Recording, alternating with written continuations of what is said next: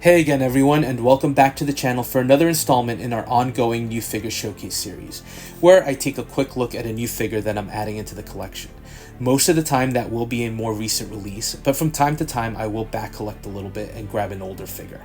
But for today's episode, we're going to be taking a look at the latest Groot we're getting from Hot Toys based on the character's appearance in Guardians of the Galaxy Volume 3. Now, it shouldn't come as much of a surprise to you that I'm getting these figures, since my collection heavily leans towards the MCU, and I love Groot. From his first appearance in the first Guardians movie to the current configuration, he's been a great character, and Hot Toys has tackled him multiple times. I've picked up most of the cinematic versions, with the exception of the life-size version from Guardians 2 or the version from the Groot shorts. But focusing on the 6-scale cinematic versions, every version of Groot has been different. First Groot still remains a personal favorite with the sheer height and just the look of it. And then from Volume 2, we ended up getting a number of the minifigures, the little baby Groots. And then from Infinity War, we got Teenage Groot, and now we're getting this version, which is a much stockier looking figure.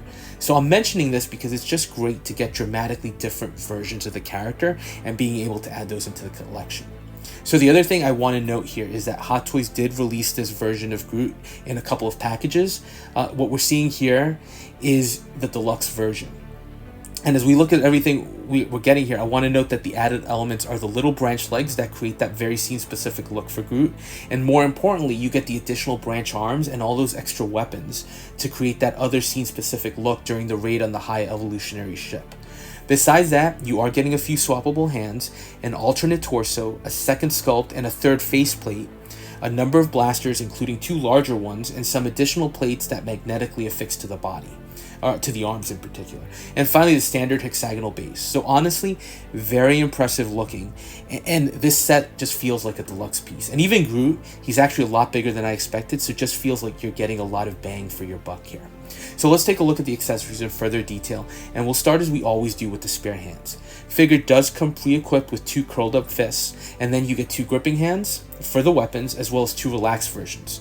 So first of all, the hands are pretty big, and there's some nice detail work on the surface. You have the striation throughout that creates the look of wood surface, and then some detail work where you can see intertwined vines overall. Paint apps are pretty decent too. So not much more that you can say to these. They're very functional and they look good. Next up, you do have these extra shoulder plates that are both unique. And they have some good solid detail work as well, including a small branch on one that's starting to grow out of the surface. There is a nice bit of layering too, creating something that looks almost like it's real. But the highlight for me is the green that you're seeing.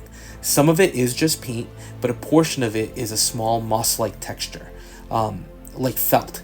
It's not just paint, and it does create the feeling of exactly that, moss on the surface of wood. So that's a big highlight for me as well. Next, in the weapon department, you get his 2 primary blasters. So I'm showing them here on both sides side by side, but they're identical, and they are stocky. The weathering on the surface is pretty impressive, and the detail work too is great, particularly near the front of the gun where you have this lattice-like pattern on the surface. Handles are big with some nice black elements too, and some variable paint on the surface, with one side looking a little bit more bronze than the other. Just slight variations here and there, but decent looking pieces. Now next up, you get 6 additional blasters that came with the deluxe for use with the extra arms. They're okay, smaller than the primaries, which also makes sense considering they're supposed to be hidden within Groot's body. These are all identical though. There is some evident wearing on the matte grip, and what you can see at each side is that the weathering is identical on each gun. I don't mind that. You're not really going to be looking for that in depth, but just something to know. And paintwork looks great too, with the nicely weathered washed out silver and the black grip. And they work perfectly well with the arms. So no real objections here to what we're getting, and just you're getting a ton of them, which is key to making that scene specific look work. Final weapon is just a small explosive device that the figure can hold. It's a nice circular device that has a rusted look on the surface, giving it an aged look. And there is a nice degree of detail work here, including some indents and some groove lines that just break up the surface, so it looks nice overall as well. Now we get into the deluxe arms. So what we're getting here are 3 pairs of identical arms that have similar pegs. So essentially you're getting arms that are preset to create that nice splayed out arm look. Arms do have some flex to them that does let you pose them up a little bit, and they have that nice detail work that carries on from the figure, with some glued on bark elements on top and on the sides that are fixed onto the branches with very dense surface detailing that adds something extra to the smooth branch look. It just breaks things up, and the grips for the gun are nicely set and work well as well. Next, the spare torso. And I'm going to get into the swap mechanism a little bit later because it's an interesting approach, but you do get this alternate version to go with the splayed out arm look, and honestly, pretty cool, especially with the openings in the torso and the separate branches on either side, creating a more narrow body look that just creates that illusion that the extra arms have come out of the body. So that's cool. Detail here is impressive, just again with all those different layers that create that nice thin abdomen, still reaching out to the same upper body and the stocky legs. And then as an added bonus, you get the branch legs from when Adam Warlock kind of blows Groot's head off the body, so you can actually recreate that look, which is a little wacky and creepy, but it's such a great bonus from a memorable part of the movie. Now the legs are rigidly set, so don't go expecting that you're going to be able to pose these whichever way you want. It looks great, and nice detail work again on the branches, almost creating that vine-like structure, and since we get the extra sculpt, you'll be able to display this in addition to the main figure. So that was great thinking by Hot Toys. So now let's get into the sculpts, and we're getting 3 different versions here. So we'll take a quick look at each, starting with the smiling face. So let's start with the detail on the face. Eyes on this one don't have a rolling function, so just so you know, but they still look stunning, almost like glass, and if you look closely, you can see a slightly brown iris that just gives the eye a little bit of extra depth. The detail in the faceplate is amazing too, with the vertical striations, and even the teeth with the slightly ajar smiling face just captures his mood perfectly.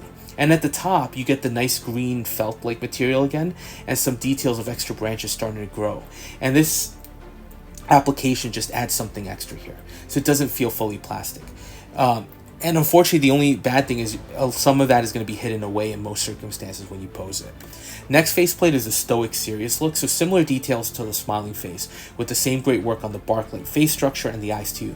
But the eyes themselves are also remolded too, with the area around the eyes looking more serious. So Hot Toys did a great job here capturing that different look and the emotions with that same great detail work. And the last face is the screaming one that actually surprised me with how good it looks. Again, the area around the eyes is slightly updated to create a different overall feel, and the open mouth is what impresses. Detail work here is great, even though the paint apps are very similar with just the browns, but you can see the interior detail of the teeth and the tongue as well. And with this set, you'll at least be able to display 2 out of the 3 faceplates, but great work from Hot Toys overall. Now, mechanism to swap these out is pretty simple. You just pry off the faceplate and reveal these 4 prongs, and you can also see the socket connector for the neck peg. I do appreciate that you don't have to remove the sculpt from the body to make the swap, and then you just push in the new plate as well. And because of the wood bark design, you really don't notice any seam lines, so decent mechanism. Now the figure itself, let's start with the base configuration with the stocky body. He's a big figure, just from every way you look at him. It's the bodybuilder version of Groot, is the way I see it. And there's a ton of great detail here on the body with all the bark-like panels. The arms have great detailing too, and Hot Toys did a decent job of hiding the joints here within those bark-like joints. Although some are kind of visible, like the ankle joints. The joint there is interesting because it's much more for balancing the figure, and the legs are basically just tree trunks. Figure looks great, and Hot Toys does a nice job as well with the requirements of creating a character that's basically a tree in 6 scale.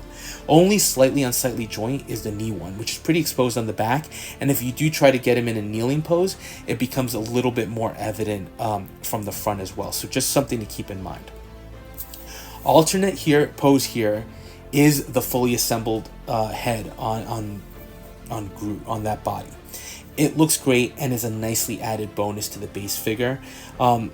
And with the various faces, you can create a decent amount of different looks too. I like the fact that we're getting this because, you know, as opposed to getting a bust, it's a nice way of being able to display a secondary sculpt. So definitely appreciate that, and as a fan of the movie, like having that scene represented. So before we get into the poses, I want to get into the mechanism for changing out the torso to create that multi-arm look. So upper torso just clips down onto the body via clip and peg. Pretty secure to be truthful, and you really can't see the joints or anything. The most aggravating thing for me though are the legs, because they are on ball joints, so you can always get them back in place, but you essentially have to pull them off the bodies to swap them out.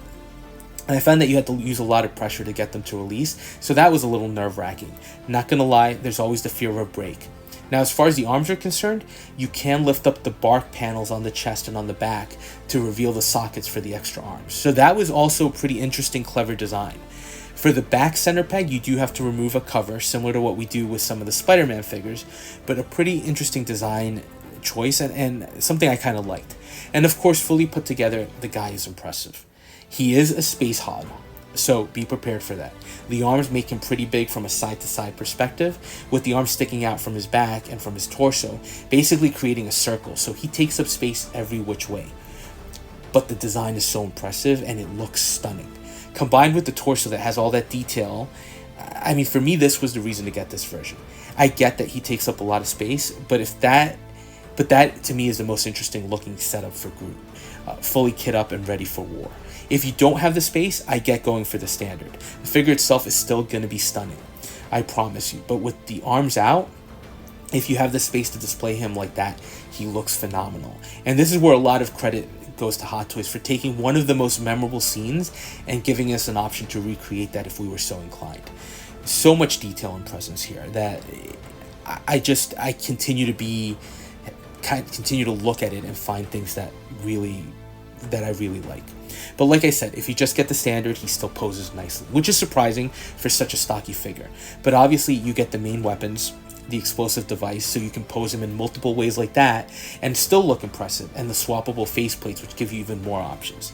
I know people have been down on Marvel a little bit, but Hot Toys continues to make some great figures from that license, and credit to Marvel also for at times creating some visually striking pieces that you want to have in your collection. So look, that was a quick look at the new Groot Deluxe figure by Hot Toys. I can't say enough how blown away I am by what we got here. Scale and the sheer presence is insane. So if you do get a chance to get him and have the space for the Deluxe, I don't think you'll be disappointed with him in hand.